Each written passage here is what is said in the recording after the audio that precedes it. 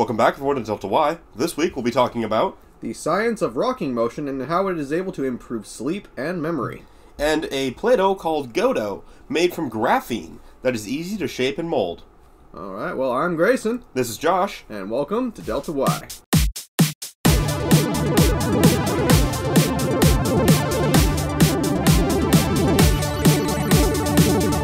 Alright, so this first article we're going to be talking about is about two new studies, one conducted on young adults and the other on mice. These add to evidence for the broad benefits of rocking motion during sleep. In fact, one of the studies, the one on people, shows that rocking not only leads to better sleep, but also boosts memory consolidation. This is really interesting, because this is... So their idea of rocking is like, imagine sleeping in a hammock. Like you're out on a camping trip, you set up your hammock in some trees, and the wind slightly blows you back and forth, all night. That kind of motion is what they're saying can, help you sleep better and remember things better. Honestly, it improves your memory. And, whenever I've gone camping or if I set up my hammock in my room back home, I tend to feel better when I sleep in it. Like, I think that motion really does help. Well, it's shown that it improves deeper sleep, or it improves the rate at which deep sleep occurs, because you can have REM sleep. You can have another set of more restlessness or kind of motion. So there's REM sleep, there's kind of restlessness, and then there's motionless deep sleep, where no motion can occur. So you're saying it shortens your REM period and increases your deep sleep period? I don't think it shortens the REM period. The REM period is going to occur regardless. I think it increases the period at which deep sleep occurs. Okay, so you get a longer interval of deep sleep instead that, of... or that period or that interval is actually extended, I think, is what happens. And I think that rocking motion sort of facilitates that, according to what this article has to say. Yeah, it's like participants generally had less time they had more time, I should say, in non-rapid eye movement. So they had less time in REM period, is what this is saying. So yeah, I mean, it shortens the period of REM, because REM is that period when you're trying to fall asleep. Well, it's interesting because it's talking about it, and so it shortens the REM period and increases the length, obviously, that you have left for a deep sleep period. Yeah, so that's it. It's really kind of exciting for me to see how this is, I guess, how it sort of connects neurophysiological mechanisms to the underlying effect of rocking stimulation on sleep, or at least that's what Bayer and Perrault write in the paper that they've written on this subject. It's really quite interesting to see. I mean, you could actually use this for the elderly and for people who suffer from poor sleep and memory impairments as well, according to what this article says. Mm-hmm. And I mean, the first part was obviously that test on sleep to see how much faster people could fall asleep, but the second part was to assess memory. And so what they had people do was study word pairs, and then they had them recall those word pairs in an evening session versus a morning session, and they tested to see if in the morning people would remember better if they were rocked to sleep versus those that weren't. Yeah. Which is really interesting. It's like they did see that a correlation between having people rock to sleep and having a better better memory. Yeah, so nice little positive relationship there for that. So this was conducted where? It says University of Lausanne.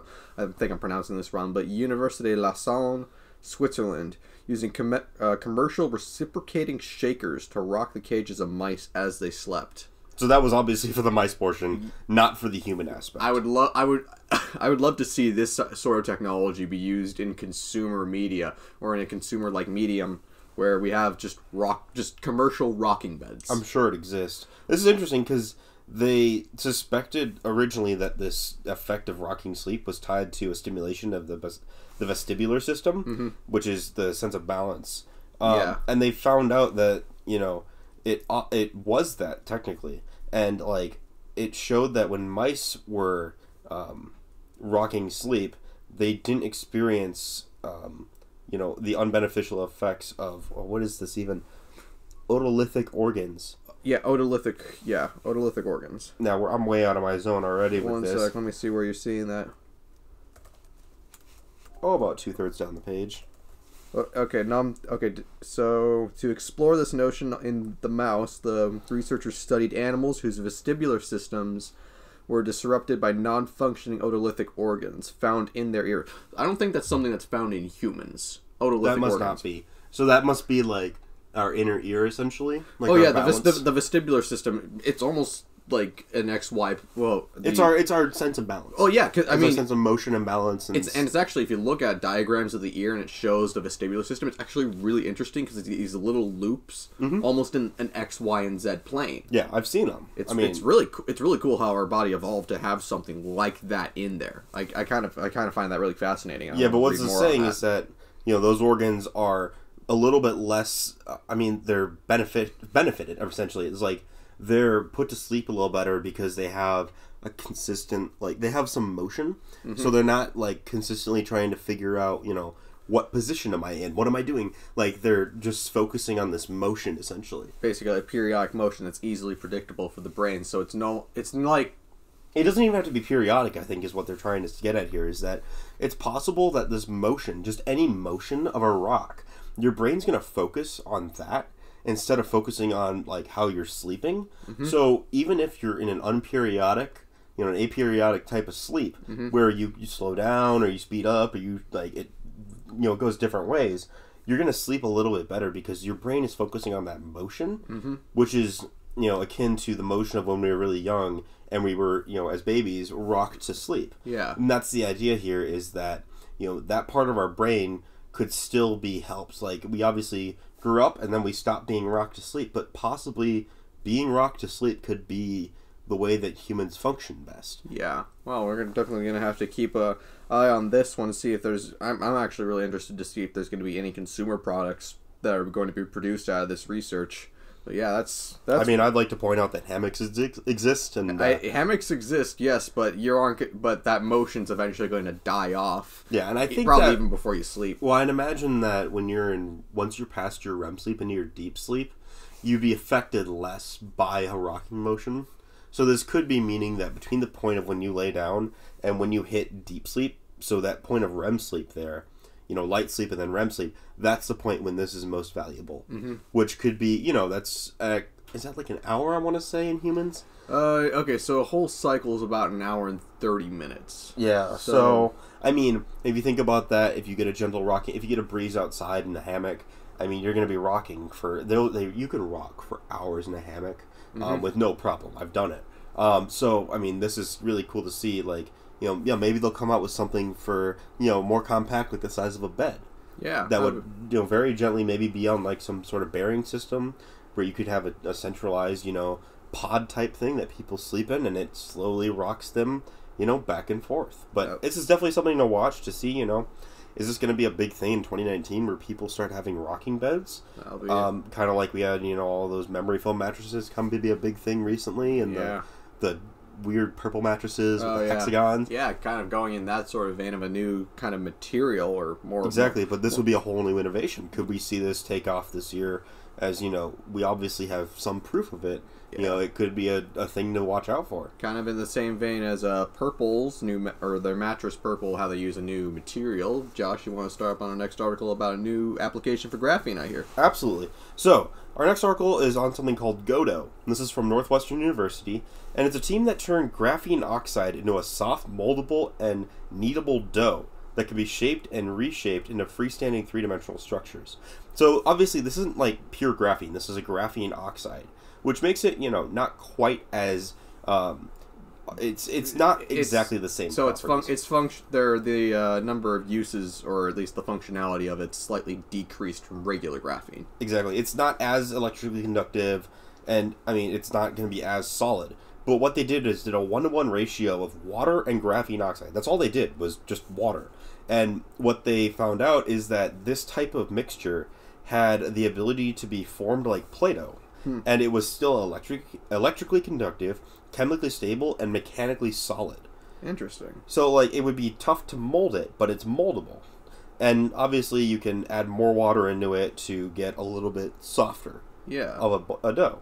So I don't think dough would be probably the right analogy. To me, it seems more like it'd be more like a clay, because then you could probably, or at least heat it up slightly and then evaporate out the water, and then you're left with a solid structure that you've been able to mold. And that was never mentioned in here, but I understand that. I mean, that'd be a really smart idea, is you could do that. You could, mold, obviously, whatever shape you really wanted, and you come out with a object that you could heat up, and it'd be like, molding a 3D print, like with your hands. Pretty much. You can mold what you needed, heat it up, and obviously that's what clay is. Yeah. But, like, in this case, you'd have a conductive, chemically stable, and really a strong material. Yeah, that'd be actually really interesting to see if we could... I think that might actually lead to this little, this discovery here might actually start leading to more 3D printed graphene. Mm-hmm. And, I mean, the interesting thing was that when they added, plastics and any other binders, it really decreased how the material was working. Mm-hmm. I mean, it wasn't working as well as just adding water, which is really weird, because, like, most things you have to add all sorts of, like, gelatins and things. Binders and all sorts of stuff. Exactly, just to get the structure from, like, decomposing. Yeah, just to get some sort of decent, mixture that feels right in the hand to mold with. Yeah. But all they used was 5 kilograms of graphene oxine in 500 liters of liquid. And the liquid was water. Yeah, that actually kind of reminds me about something that I found on YouTube about maybe a couple months back about a guy who made I don't even know what it was called. It's like Starlight, I think. And it's able to resist temperatures with like an acetylene torch or something. He just made it out of baking soda, cornstarch, and PVA glue. Yeah. I haven't seen that. That sounds interesting. Yeah, and it's basically like a little bit of a moldable dough. I mean, from the demonstrations that I've seen on the YouTube channel, from what it's described, it's basically it evolves out like a graphene kind of radiator, essentially. So that's I mean, it kind of seems like it's going along the same vein here in terms of just useful materials that come out of some everyday products, just like water. So that's really interesting. And I mean, the cool thing about this is that material engineering can go so fast and in such random directions. Like, this is something that, I mean, even a year ago, people weren't even kind of considering this probably. But, like, maybe someone dropped some water in graphene oxide. Yeah. And we're like, oh, cool. Like, that's how material engineering works. That's really cool. Like, sometimes, obviously, they're trying for things, but sometimes they just mess up. And then something else becomes of it. So it's not even so much a mistake as it is a benefit. A benefit and a new invention can come from that kind of mistake. Exactly, and it's really cool. I mean, I'm excited to see what this goes through, like the phases it goes through. Could this be something, could we see this in stores in a few years? I mean, this would be an amazing thing. Like, I mean, I can imagine home repair. Think of how strong you can make stuff with graphene dough. Well, like I said, I mean, you might... It's moldable, so it's obvious that it's not going to be very... It's going to be very ductile. Yeah. You wouldn't be able to repair stuff with it, like, as a weld. But the question is, like, could they make something where you would get a graphene in the dough form, you can use it as a paste almost, like a dough, and the water would evaporate out? Kind of reminds me of Fiberflex, or Fiberfix. Sure, I'm thinking of so many things that exist, but, like, that's, or, like, something Phil Swift here with Flex Seal. Oh, God. I'm thinking more on the lines of, like, putter's putty or plumber's putty. Yeah. Where, like, you put it where you need it, it hardens. Yeah. And you can scrape off the excess. Yeah. Could we see something else? Obviously, that would be a different additive to dry this out, harden it. But that would be a really interesting thing. Imagine, like, you could fix so many things if you had graphene putty. Well, yeah, that plus I'm looking at the 3D printing applications for this thing, because then you can start making more of these. If it's very ductile, you could basically make a very flexible filament out of it, or not flexible, but a more ductile filament that's easier to usable print. Filament. Basically, a very usable filament. However, I don't really know how useful that would be, considering that graphene or basically very, very small amounts of carbon could be very abrasive on a print head, and that would basically erode the print head over time. So either you need like a special print head, or you would have to find another way around using that specific filament to try and use 3D printing for it. But with that and conductive filaments, you might be able to 3D print an entire circuit board just from those two parts. Yeah, this will be interesting. I mean, this team is hoping that their creation of Godot could ease the use of graphene and help it become the much anticipated potential as a super material. They want this to become the next material we go to. Yeah. And it's like it's a step. I mean, we have upcoming materials, graphene in large scale and carbon fiber nanotubes. Yeah. Those are two that come to mind in a big way that will change the world. We go from the silicon age to the graphene age. That'd actually be pretty cool. And I think that's an age that's up and coming, and it's definitely going to be one that's going to be important. Yeah. I mean, graphite and just carbon in general just has so many benefits that we still have to discover and unlock to see where this goes. Yeah, well, wow, that's definitely something we're going to have to check on. I'm surprised with the number of articles that we've covered over the life of this podcast having to do with graphene. I'm pretty sure that's just going to increase the more we use it. Exactly. And I'm surprised, we haven't seen more on carbon nanotubes, but I'm sure, in the next year or so, or 2 years, we're going to start seeing more developments in carbon nanotubes as they become easier to make and more manageable and, easier to just create. Yeah. But anyways, I think we're going to wrap it up here. We're kind of running out of things to talk about with this one. But anyway, we hope you enjoyed this episode of Delta Y. We'll be leaving the links below for the articles. We'll be leaving our social links below like always. We hope you enjoyed. I'm Josh. I'm Grayson. Stay creative. And thank you for listening to Delta Y.